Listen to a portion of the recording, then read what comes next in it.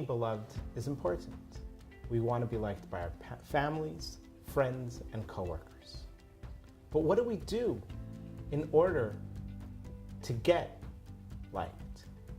Do we have to do all these posts on social media, crazy things, jump off buildings, bungee jumping? What is it? How do we become beloved? What do you think, Becky?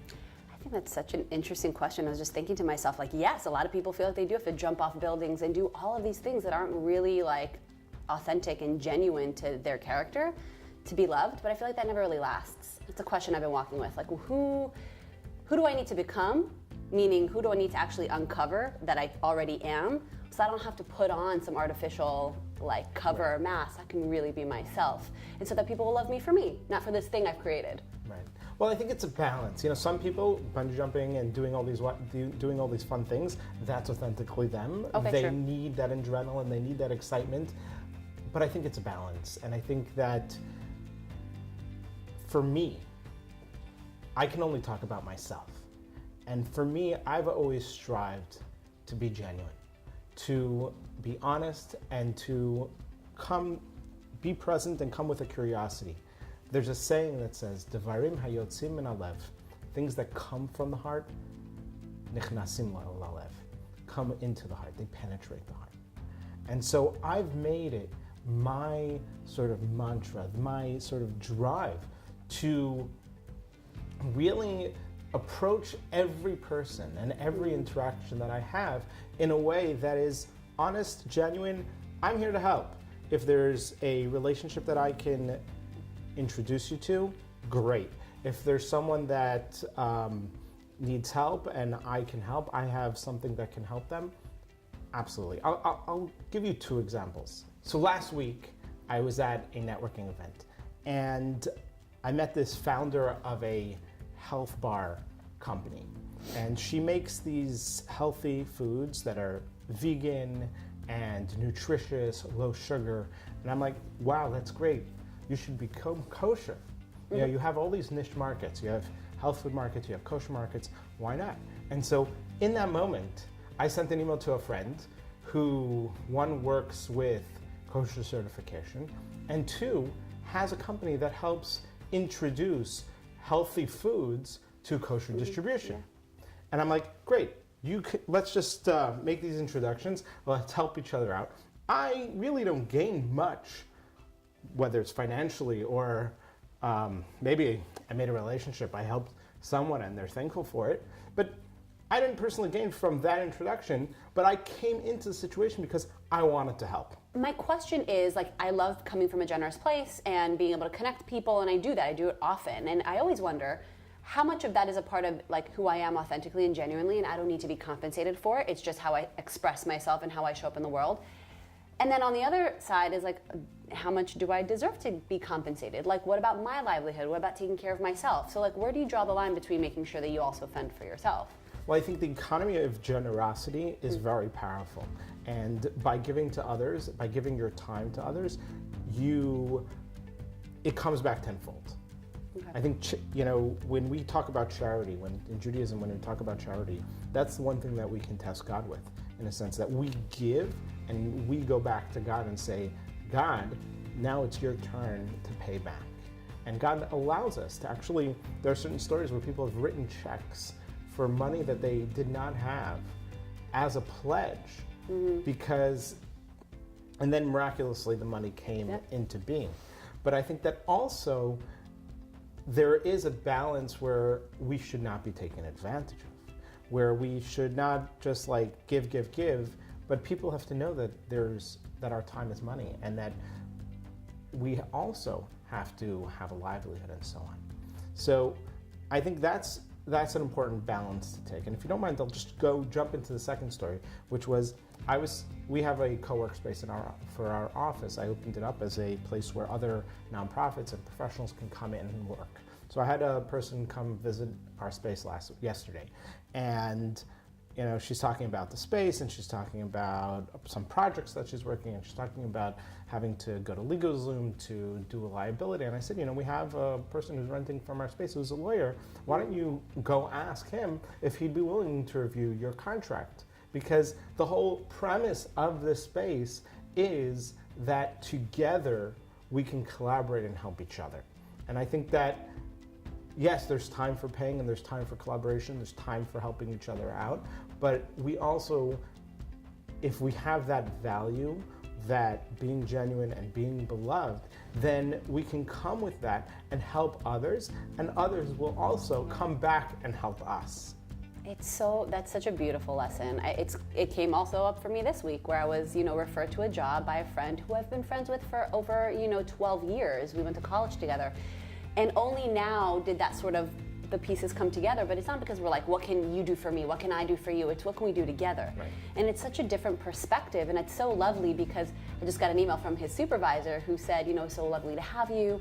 Your friend is like one of the best people I know, so anyone that comes through him is a friend of mine. And I think that really is how the world works. When you become someone who's lovable and you deliver over time, which then becomes consistent, that everything does just work. So it really doesn't, it starts from the inside. It starts from us becoming those lovable people. Right. And I think it all goes back to the beginning, which is that initial question of, then who am I? And what is honest and real to me to put out into the world, so that when people receive it, they want to be around it. They want to continue to introduce it. It makes them look good. Like, who is that person? I want to be that person. Yeah, I mean, ideally, we don't like to achieve that level. I think that it's also, sometimes you're around people and you just feel the connection. You feel the magnetic energy around them. And just by seeing how they've internalized what they learn, what they experience, their values, their value for honesty, their value for just sort of like have their core non-negotiables, and it's just honest that, look, this is the way I am, this is who I am. You want to be next to that person. You want to feel connected to that person. And I think that that's the true sort of example of how being beloved is. It's not just about creating an audience of people, thousands of people who like your posts, which is good. It's also important for people to have a community of people that sort of are your cheerleaders, that are sort of saying, I love this stuff. But when you're in person and you feel that connection, you feel like, okay, this is someone that I feel inspires and I feel connected to, that's someone who's actually internalized who they are in the real world. That's so strong. That's such a really interesting nuance, because I don't want to bash on influencers. Influencers that have millions of followers are doing something right. They have their audience is legitimate. They have something. I think the next level of that thing, and many are doing that and others are still finding what that is. It's an interesting space that I've walked into where I help a lot of these influencers write and create content, is figuring out how to do that. And it's so subtle, because you can be saying something and for some reason you're like, I don't know if they really believe it. Like, there's something in how they're relating to what they're saying that doesn't, and then you can see somebody who's totally integrated, like it's just a part of who they are and it expresses in their actions and in their content, and you're like, wow, that's a person who walks the walk. And those are the mentors for me over the years, who most are not on social media, and they were before social media, but are the strongest, sort of really opinionated people. And I feel comfortable being around them because I know they know where they're going. Like, they have a direction, and I'm like, oh, I want to follow that, especially as I develop my direction. So it's interesting, like, a mentor is a person with direction, is a person who knows where they're going. And while no one really knows exactly what they're doing at any given time, I think the strongest leaders are the ones who at least have some sort of plan and trust in their own abilities and in the creator, that in every moment it's happening like as it should, and that they'll persevere and continue on.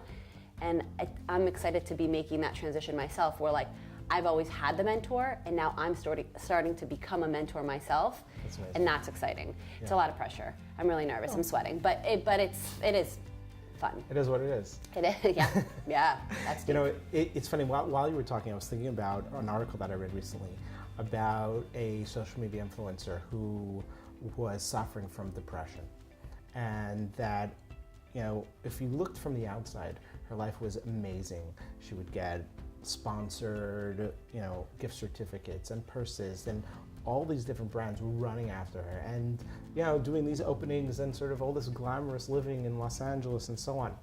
But behind closed doors, there was a person who was very vulnerable and even suffered from real depression. I think that, you know, we're here to provide insight and inspiration, but we want to reach out to our community and say, look, we are here. We want to genuinely be available to help anybody who asks.